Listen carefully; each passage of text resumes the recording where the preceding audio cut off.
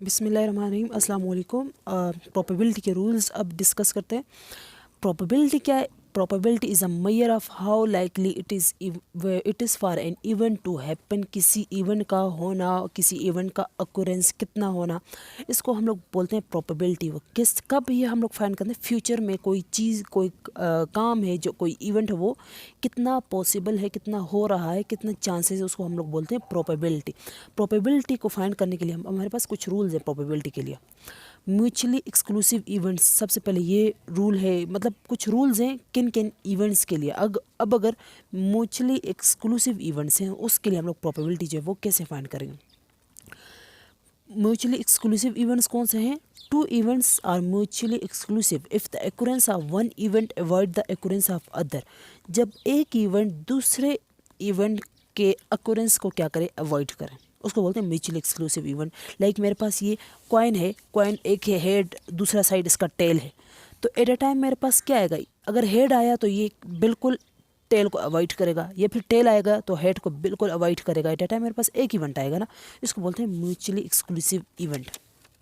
या फिर अगर मेरे पास बेबी है, बेबी अगर ये मेल है, अगर बेबी जो है वो मेल हुआ तो ज़ाहिर है फीमेल तो नहीं हो सकता, तो मेल जो है वो फीमेल को अवॉइड कर रहा है, तो इसको बोलते हैं म्यूचुअली एक्सक्लूसिव इवेंट, कि एट अ टाइम हमारे पास दोनों इवेंट एक साथ नहीं हो रहे। Addition rule become easy. इस इवेंट के लिए हम लोग ईजिली क्या करेंगे? इस जैसे इवेंट्स के लिए एडिशन रूल अप्लाई करेंगे। We simply add the two probabilities, और फिर क्या करेंगे? सिंपली हम लोग इन प्रोबेबिलिटीज़ को, इन दोनों इवेंट्स के प्रोबेबिलिटीज़ को क्या करेंगे? ऐड करेंगे। Probability of occurrence of both events is zero. ये तो मैंने बता दिया कि दोनों इवेंट्स का एक साथ आना जो है वो नामुमकिन है। ऐसा नहीं हो सकता कि मेरे पास एक कॉइन है, उस पर हेड भी मेरे पास आए, जब मैं टॉस करूँ और टेल भी आए। एट अ टाइम दोनों नहीं आ सकते, तो एट अ टाइम दोनों का आना क्या है? ज़ीरो के बराबर है। ज़ीरो के बराबर है एट अ टाइम दोनों का आना। प्रोबेबिलिटी मतलब अक्यूरेंस। अब इसके लिए हम लोग कैसे फाइंड करेंगे? कुछ फार्मूले हैं म्यूचुअली एक्सक्लूसिव इवेंट्स, मतलब दो इवेंट्स हैं और इनका फिर हम लोग प्रोबेबिलिटी कैसे फाइंड करेंगे? तो मेरे पास एक इवेंट है, वो है ए, दूसरा इवेंट है बी। तो देखें, ये एक दूसरे पे डिपेंड नहीं कर रहा। अगर ये इवेंट होगा तो ये नहीं होगा, अगर ये हुआ तो ये नहीं होगा। तो इसके लिए प्रोबेबिलिटी कैसे फाइंड करेंगे? इसके लिए फार्मूला है, probability of A or B or both is equal to, और के लिए जब और का वर्ड आ जाए ना, और या, तो इसके लिए हम लोग प्लस यूज़ करते हैं। तो probability of A plus probability of B, probability of A plus probability of B minus probability of A and B. मतलब इसका क्या है? अभी मैंने पीछे क्या कहा कि probability of occurrence of both event is equal to zero. Probability of occurrence of both event is equal to zero is zero, कि दोनों इवेंट्स का एक साथ आना जो है वो क्या है? ज़ीरो के बराबर है। दोनों इवेंट्स एक साथ जो है वो नहीं आ सकते। तो यहाँ पे दोनों इवेंट्स के एक साथ आने को हम लोगों ने क्या किया? माइनस किया, और ये दोनों इवेंट्स का एक साथ आना क्या है? ज़ीरो के बराबर है, इक्वल टू ज़ीरो। तो ये जो है किसके बराबर हो जाएगा? ज़ीरो के बराबर। तो ये चीज़ ज़ीरो हो गई, तो हमारे पास रह क्या गया? Probability of A plus probability of B. तो इन दोनों की प्रोबेबिलिटीज़ को हम लोग क्या करेंगे? सम अप करेंगे। तो इस तरह हमारे पास क्या आ जाएगा? म्यूचुअली एक्सक्लूसिव इवेंट्स के लिए प्रोबेबिलिटी फाइंड करने का तरीका। अब मेरे पास एग्जांपल है, एग्जांपल से हम लोग इसको समझने की कोशिश करते हैं म्यूचुअली एक्सक्लूसिव इवेंट को।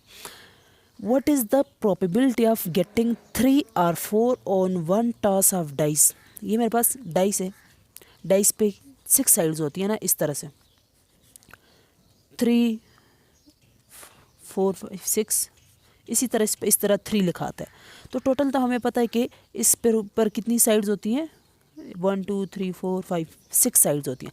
तो कहता है मेरे पास 3 और 4 के आने के कितने चांसेस हैं, या फिर इस 3 और इस 4 के आने के कितने चांसेस हैं। और ये टॉस कर रहा है सिर्फ one time, on one toss पे मेरे पास 3 या फिर 4, इन दोनों के आने के कितने चांसेस हैं। ये बात तो पक्की है। या तो अगर टोटल इसकी क्या है? 6 साइड्स हैं, 3 और 4 तो एक साथ आ नहीं सकते, या अगर 3 और 4 आएगा भी तो या तो 3 आएगा या 4 आएगा, और बाकी रह गई और भी साइड्स हैं ना, 3 और 4 के अलावा और कितनी साइड्स रहेगी? 4, तो वो साइड्स भी तो आ सकती हैं। लेकिन इनके 3 के आने का कितना चांसेस है? 1। हम लोग कैसे फाइंड करेंगे? यही फार्मूला अप्लाई करना है, ये वाला, प्रोबेबिलिटी ऑफ 3 देन और 4 और both is equal to probability of A किसके बराबर है, ए को मैं 3 के बराबर लेती हूँ और बी इज इक्वल टू 4। तो प्रोबेबिलिटी ऑफ ए तो मतलब probability of 3 plus probability of B क्या है, probability of 4 minus probability of A and B minus probability of P 3 and 4। तो 3 एंड 4 तो मुझे पता है कि डाइस पे जब थ्रो करेंगे हम लोग डाइस, या तो 3 मेरे पास आएगा या 4 आएगा या फिर कुछ और आएगा, लेकिन 3 और 4 एट अ टाइम साथ में नहीं आ सकते। तो probability of 3 and 4 is equal to 0। तो ये चीज़ 0 के बराबर होगी, ये तो फुल 0 हो गया। रह गया मेरे पास क्या, probability of 3 plus probability of 4। अब मैंने प्रोबेबिलिटी ऑफ 3 कैसे फाइंड करना है, टोटल मेरे पास डाइस की कितनी साइड्स हैं, 6 साइड्स, और इस 3 के आने के कितने चांसेस हैं मेरे पास, 1 चांस, प्लस टोटल अब 4 के आने के मेरे पास कितने चांसेस हैं, 1 चांस है, और टोटल साइड्स इस डाइस की कितनी है, 6 हैं। तो 1 + 6 इज इक्वल टू 2/6। तो ये इसकी क्या है, प्रोबेबिलिटी। हाँ, तो क्वेश्चन में क्या पूछा गया है कि 3 और 4 के 1 टॉस पे 3 और 4 के आने की कितनी प्रोबेबिलिटी है, तो 2/6। 2 ये टोटल 6 क्या है, ये टोटल साइड्स हैं, टोटल डाइस की 6 साइड्स हैं, और ये 2 क्या है, ये 2 एक है 3 और एक है 4 कि एक चांस तो है 4 का और एक जो है वो 3 का है। तो दोनों की कितनी प्रोबेबिलिटी हुई, 2/6। अब नॉन म्यूचुअली एक्सक्लूसिव इवेंट्स की तरफ हम आते हैं कि दूसरा रूल क्या है प्रोबेबिलिटी का। अगर नॉन म्यूचुअली एक्सक्लूसिव इवेंट्स हैं तो तब हम लोग प्रोबेबिलिटी कैसे फाइंड करेंगे, तो probability of occurrence of both event is not 0। Non mutually exclusive events कौन से हैं जिसमें प्रोबेबिलिटी दोनों इवेंट्स के आने के क्या है, 0 नहीं है। दोनों इवेंट्स का एक साथ आना 0 के बराबर नहीं है। इन दोनों दो इवेंट्स के एक साथ आने की प्रोबेबिलिटी कब, जब क्या हो, events non mutually exclusive events हो।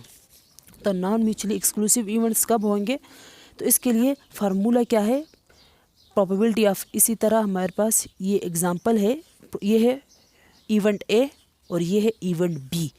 तो ये चीज़ क्या है, ये इन दोनों की कॉमन, कि देखें जब ए आएगा या बी आएगा तो इनमें एक चीज़ कॉमन है, मतलब ये कि ये दोनों इवेंट इंडिपेंडेंट नहीं है, ये ए अकेला नहीं आ सकता, बी अकेले नहीं आ सकता, इनमें कुछ यहाँ पे कॉमन है। तो यहाँ पे अब फार्मूला हम लोग कैसे वो करेंगे, तो प्रोबेबिलिटी ऑफ ए और B or both is equal to probability of A plus probability of B minus probability of A and B. जैसे हम लोगों ने पिछले फार्मूले में म्यूचुअली एक्सक्लूसिव इवेंट्स में ए और बी की प्रोबेबिलिटी जो है 0 के बराबर रखा था, यहाँ पे probability of A and B is not equal to 0। दोनों का एक साथ आना जो है क्या है, 0 के बराबर नहीं है। दोनों एक साथ जो है वो आ सकते हैं, दोनों की प्रोबेबिलिटी है कि वो दोनों एक साथ, दो इवेंट एक साथ आए। तो इसकी एक ऐसी एक एग्जांपल ये भी हो सकती है कि मेरे पास एक ब्रैकेट है, एक सेट, इसमें जो मेरे पास वैल्यूज़ हैं 4, 5, 6, दूसरा है बी सेट, मेरे पास बी सेट में मेरे पास जो वैल्यूज़ हैं वो है 1, 2, 3, 8, 9, 10। तो यहाँ पे देखें ना, जो ए सेट है इसमें 1, 2, 3 और बी सेट में 1, 2, 3, तो ये देखें ये दोनों, इन दोनों में वैल्यूज़ कॉमन है ना, तो मतलब कुछ कॉमन चीज़ आ रही है। तो ये ए और बी ये क्या है, इनमें कुछ कॉमन चीज़ आ रही है। तो इन दोनों इवेंट, अब ये क्या है, ए एक अलग इवेंट है, बी एक अलग इवेंट है, तो दोनों इवेंट की कुछ चीज़ें जो है क्या है, सेम है। तो दोनों की प्रोबेबिलिटी आने की जो है वो 0 के बराबर नहीं हो सकती, क्योंकि इनमें कुछ चीज़ें क्या हैं, सेम है। तो इसको बोलते हैं non mutually exclusive events. Third जो है वो इंडिपेंडेंट इवेंट्स हैं। इंडिपेंडेंट इवेंट्स के लिए हम लोगों ने प्रोबेबिलिटी को कैसे फाइंड करना है। इंडिपेंडेंट इवेंट्स कौन से इवेंट्स हैं, 2 events are independent if the occurrence of one event doesn't affect the occurrence of second event. एक इवेंट दूसरे इवेंट के अफेक्ट, उसको एक्यूरेंस को अफेक्ट नहीं करता। मतलब अगर एक इवेंट है एक इवेंट क्या है, एक इवेंट ये कि मेरे पास एक कॉइन है, ये मेरा एक इवेंट है, इस पे मेरे पास हेड आएगा या टेल आएगा। दूसरा इवेंट मेरे पास एक और कॉइन है, इस पे हेड आएगा या टेल आएगा। इस पे अगर हेड आ गया तो इस पे हेड आएगा या टेल आएगा, इसका इससे कोई लिंक नहीं है। ये जो इवेंट है इसको अफेक्ट नहीं कर रहा, तो ये बिल्कुल क्या है, independent events. Probability of two independent events is obtained multiplying individual probabilities of each event। तो हम लोग यहाँ पे probability को कैसे फाइंड करेंगे इंडिपेंडेंट इवेंट्स में, मल्टीप्लाइंग रूल से, मल्टीप्लिसिटी के रूल से। तो यहाँ पे हम लोग मल्टीप्लिकेटिव लॉ ऑफ प्रोबेबिलिटी लगाएंगे, मल्टीप्लाई करेंगे। पीछे हम लोगों ने क्या किया था, एडिशन का रूल अप्लाई किया था, यहाँ पे मल्टीप्लाई का रूल हम लोग क्या मल्टीप्लाई के मेथड से हम लोग क्या फाइंड करेंगे, इंडिपेंडेंट इवेंट्स की प्रोबेबिलिटी। तो एग्जांपल से इसको हम लोग समझते हैं ये इंडिपेंडेंट इवेंट्स को, कि इंडिपेंडेंट इवेंट्स कौन से इवेंट्स हैं। Like if the first newborn is female doesn't affect that the next be male और female. Like first time pregnancy है, उसमें जो बेबी है वो क्या है, मेल है फर्स्ट टाइम प्रेगनेंसी में। तो ये मेल जो है मेल है, तो ये किसको वो कर रहा है, फीमेल नहीं है ना, फीमेल नहीं है, तो इसको बोलते हैं म्यूचुअली एक्सक्लूसिव इवेंट। उसी टाइम फीमेल को अवॉइड कर रहा है, मेल है, क्योंकि मेल है तो फीमेल नहीं हो सकता।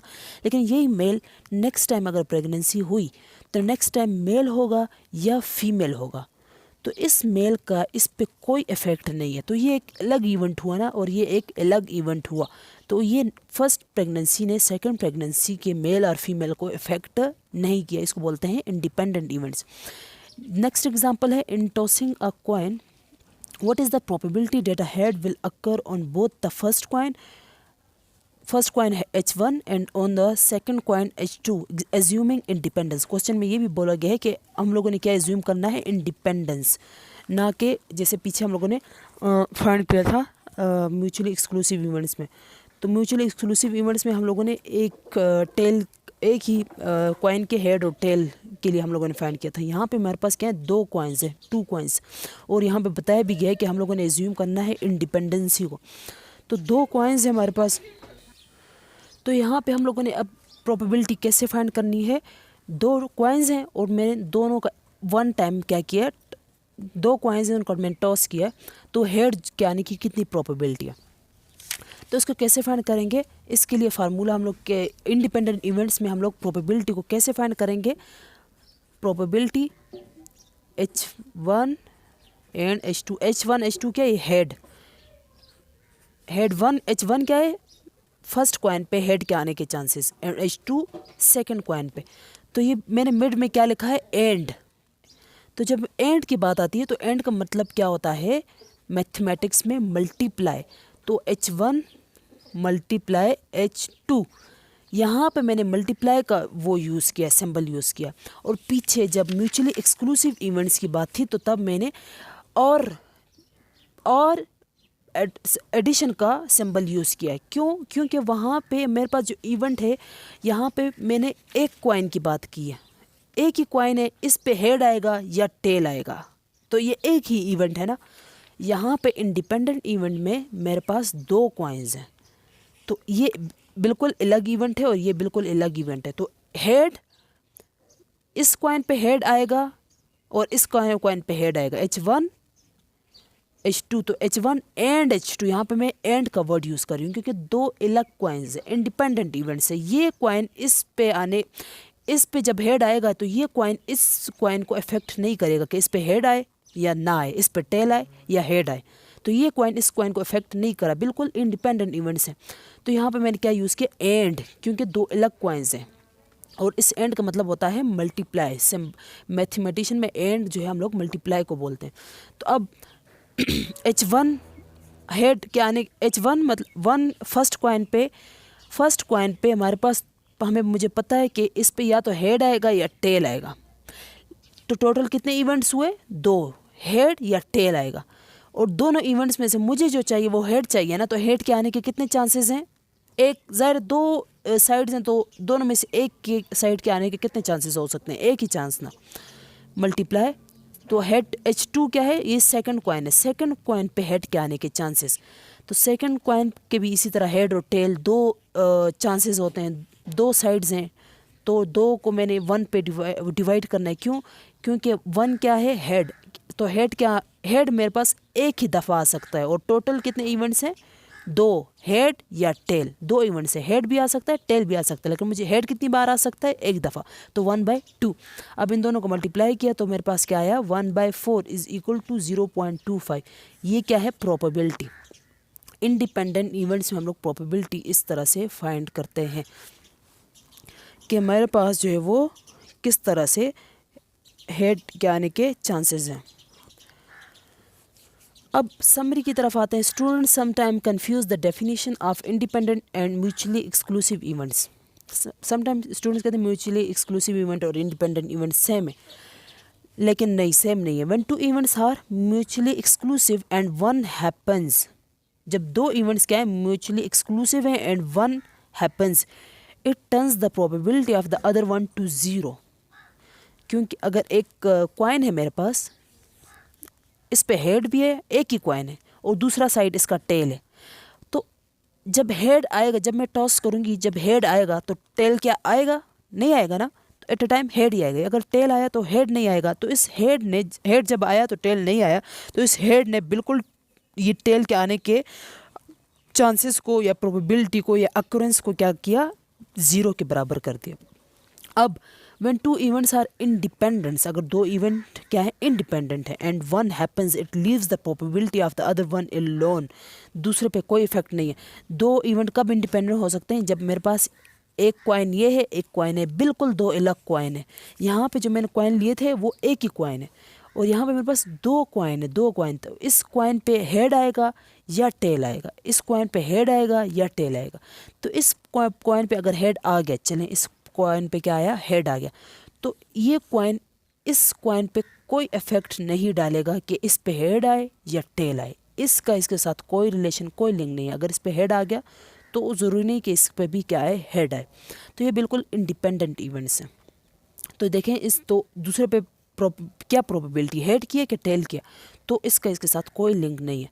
जबकि यहाँ पे अगर हेड, एक ही कॉइन था ना, अगर एक साइड एक हेड आ गया तो टेल नहीं आ सकता, वो ज़ीरो हो गया। यहाँ पे अगर हेड आ गया तो दूसरे पे हेड आएगा या टेल आएगा, इसका इससे कोई लिंक नहीं है। तो ये क्या था, इंडिपेंडेंट इवेंट्स। अब हम लोग ऑड्स ऑफ इवेंट्स की तरफ आते हैं। प्रोबेबिलिटी में ये ऑड ऑफ इवेंट्स की भी बात की गई है कि ऑड्स ऑफ इवेंट क्या है। तो odds of event A is define as, हमारे पास कोई इवेंट है जिसे हम लोगों ने नाम दिया है इवेंट ए, उसके ऑड को हम लोग कैसे डिफाइन करेंगे। The odd A is equal to the probability of, अच्छा ऑड ऑफ इवेंट को डिफाइन कैसे करेंगे, किसी भी एक इवेंट की जो कि ए है, the probability of occurrence of A divided by the probability of non occurrence. होना और ना होना, इन दोनों का रेशो क्या है, ऑड ऑफ इवेंट। किसी इवेंट का होना और उसका ना होना, दोनों का रेशो किसके बराबर है, ऑड ऑफ इवेंट। दोनों का रेशो क्या है, ऑड ऑफ इवेंट्स, उसको हम लोग ऑड ऑफ इवेंट बोलते हैं। लाइक मेरे पास एक इवेंट है जिसे बोलते हैं इवेंट ए, उसका क्या है, रेशो क्या है, उसके होने की प्रोबेबिलिटी और उसके ना होने की प्रोबेबिलिटी की रेशो को हम लोग क्या बोलते हैं, ऑड ऑफ इवेंट। तो ऑड ऑफ इवेंट को हम लोग इस फार्मूले से फाइंड करेंगे, प्रोबेबिलिटी किसी इवेंट की और डिवाइडेड बाय 1 माइनस उसी इवेंट की प्रोबेबिलिटी। 1 में से माइनस करना है किसी इवेंट की प्रोबेबिलिटी को। यहाँ पे तो हम लोगों ने इवेंट ए लिया है ना, तो इवेंट ए के ऑड किसके बराबर है, ए की probability divide by 1 minus A की probability. Consider the following example birth weight babies against prenatal care. मेरे पास कुछ एग्जाम्पल हैं बर्थ कुछ मतलब प्री नेटल केयर के हवाले से, कि जिन फीमेल्स में प्री नेटल केयर होता है। प्री नेटल केयर क्या है, बिफोर डिलीवरी जो प्रेगनेंसी में फीमेल्स की जो केयर की जाती है, उनकी फूड डाइट और इसके अलावा बाकी जो केयर होती है उसको प्री नेटल केयर बोलते हैं। अच्छा, जिन फीमेल की प्री नेटल केयर की जाती है और जिनका ख्याल रखा जाता है, उनकी जो बेबीज़ हैं वो कैसे होते हैं, और जिनकी केयर नहीं की जाती उनकी बेबीज़ की जो हालत होती है, उनकी जो कंडीशन होती है वो कैसी होती है। तो प्री नेटल केयर जिनमें नहीं होती, जिनमें प्री नेटल केयर नहीं होती, तो उनके बेबी का वेट, जो लो बर्थ वेट है, उनकी कितना चांसेस हैं। हमारे पास वैसे जो है नॉर्मल बेबीज़ होते हैं, लेकिन जब ख्याल नहीं रखा जाता प्रेग्नेंट फीमेल्स का, तो उनमें बच्चे जो हैं वो लो बर्थ वेट के साथ पैदा होते हैं, मतलब उनकी हालत सही नहीं होती, बहुत कमज़ोर से बच्चे पैदा होते हैं। तो प्रीनेटल केयर जिनमें नहीं रखा जाता है, जिनमें प्रीनेटल केयर नहीं होता, तो उनमें लो बर्थ वेट कितना होता है बच्चों का 75। नॉर्मल बेबीज़ कितने पैदा होते हैं 175। टोटल 250 में से 75 जो है वो क्या है लो बर्थ के साथ बच्चे पैदा होते हैं, लो बर्थ वेट के साथ, और 175 जो है नॉर्मल बेबीज़ पैदा होते हैं। और जिनमें प्रीनेटल केयर होता है, प्रीनेटल केयर रखा जाता है, प्रीनेटल केयर जिन फीमेल्स में हम लोग जिनका ख्याल रखते हैं, उनका फूड डाइट वगैरह, तो टोटल 200 बच्चों में से 180 जो है नॉर्मल पैदा होते हैं, और 20 बेबीज़ का जो वेट है वो क्या होता है कम होता है, लो बर्थ वेट होता है। तो टोटल हमारे पास अब लो बर्थ वेट के कितने हुए 75 + 20 = 95, और नॉर्मल बेबीज़ कितने हुए 355, और टोटल कितने हुए 450। तो मतलब 450 में से 95 क्या है लो बर्थ वेट हैं, जिसमें से 95 में से 75 लो बर्थ वो हैं जिनमें प्रीनेटल केयर जो है वो नहीं रखा जाता। अब हमारे पास क्वेश्चन किस तरह से आ सकता है, क्वेश्चन इस तरह से आ सकता है, what is the probability of low birth weight with no prenatal care. कहता है प्रोबेबिलिटी फाइंड करो जब जो है वो क्या हो, उन लो बर्थ वेट उन बच्चों की प्रोबेबिलिटी फाइंड करो, लो बर्थ वेट वाले जिनका वेट जो है वो नॉर्मल से कम होता है, उनकी कितनी प्रोबेबिलिटी है जब हम लोग क्या करते हैं प्रीनेटल केयर जो है वो नहीं रखते। तो ऐसे बच्चों की कितनी प्रोबेबिलिटी है कि उनका जो वेट है वो नॉर्मल बेबीज से भी क्या हो कम हो। तो इसको हम लोग कैसे फाइंड करेंगे लो बर्थ वेट की प्रोबेबिलिटी को,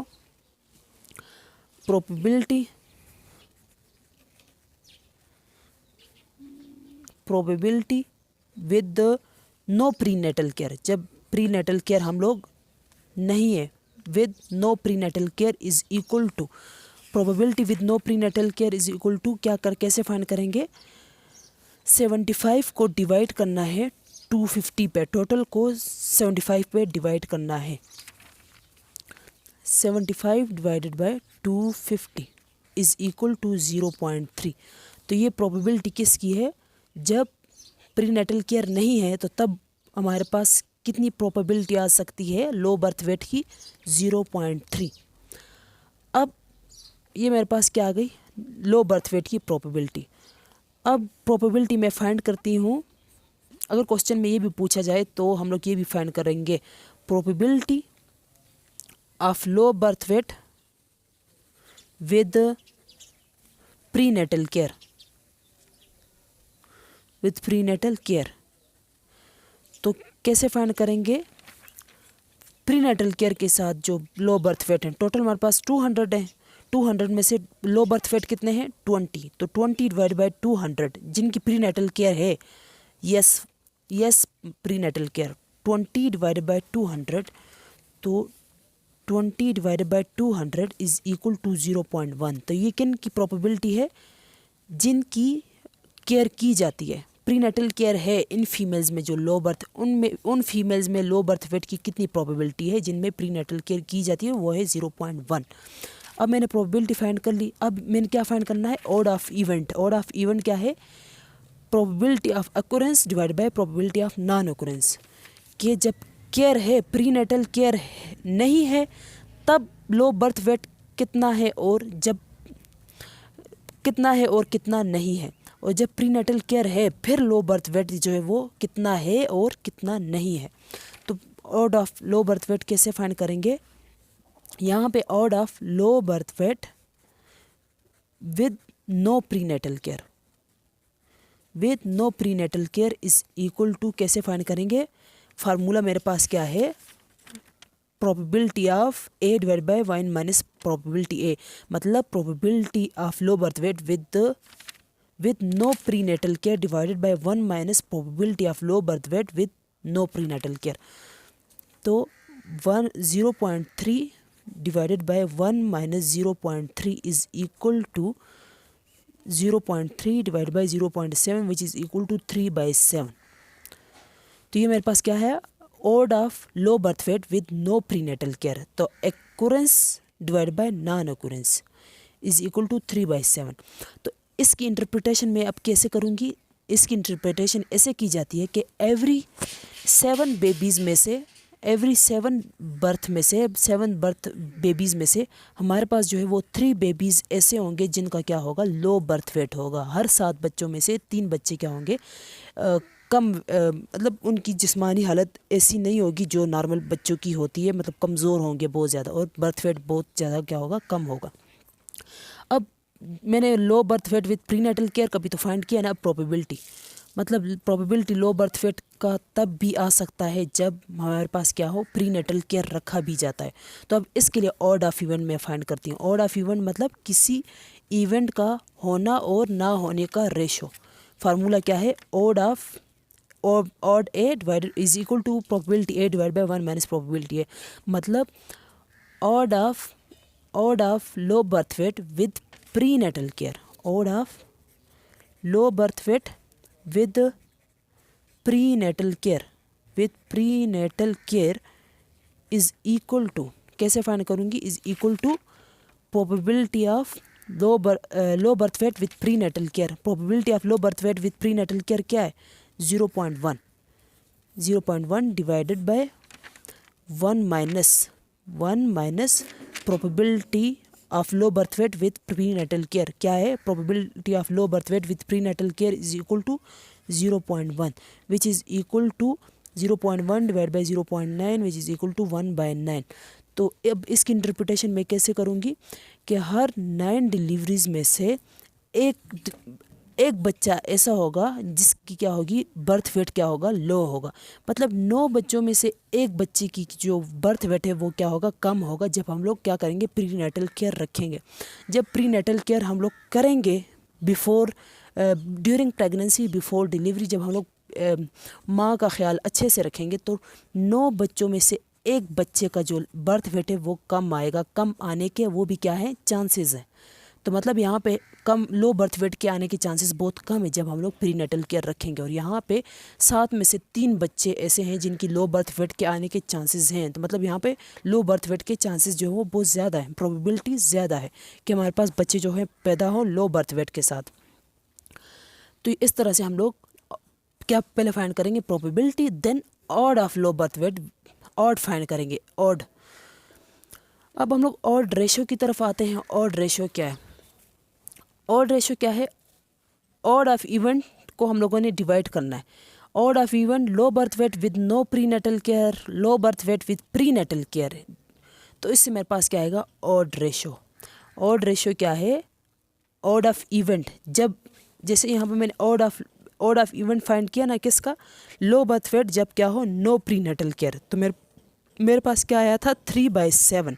और यहाँ पे odd of low birth weight with prenatal care. तो सबसे पहले मैंने प्रोबेबिलिटी फाइंड की थी, फिर उसके बाद मैंने ऑड ऑफ इवेंट निकाला लो बर्थ वेट का, जिससे मेरे पास 1/9 आया। अब मैंने 3/7 और 1/9 का क्या निकालना है, ऑड रेशो, कि मैंने जब लो बर्थ वेट फाइंड किया था नो प्रीनेटल केयर पे, और जब मैंने लो बर्थ वेट फाइंड किया था प्रीनेटल केयर पे, तो जब ख्याल नहीं रखा था तब और जब ख्याल रखा था तब दोनों के लो बर्थ वेट के ऑड्स, अकुरेंस, उनके आने के चांसेस, उन दोनों का मैंने क्या लिया, रेशो लिया।